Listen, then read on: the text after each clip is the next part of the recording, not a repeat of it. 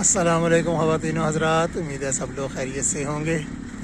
आज है 1 मई सन 2024 और आप सबको खुश आमदीद हरीपुर हज़ारा से।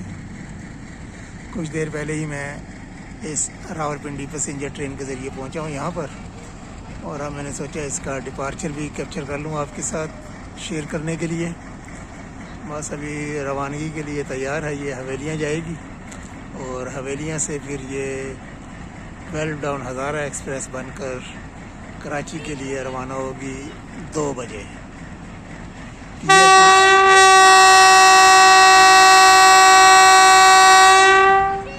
PH 28308 लोकोमोटिव लेकर आया है आज पैसेंजर ट्रेन को, और पहली विसल हो गई है इसकी। हवेलियाँ रवाना होने के लिए बिल्कुल तैयार।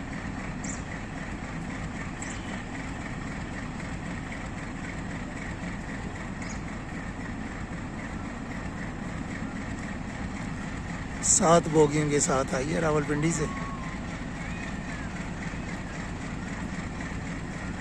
और फिर जब ये जाएगी कराची तो रावलपिंडी में कोचेज़ ऐड होंगी इसके साथ, और फिर लाला मूसा में भी कोचेज़ इसमें ऐड होंगी।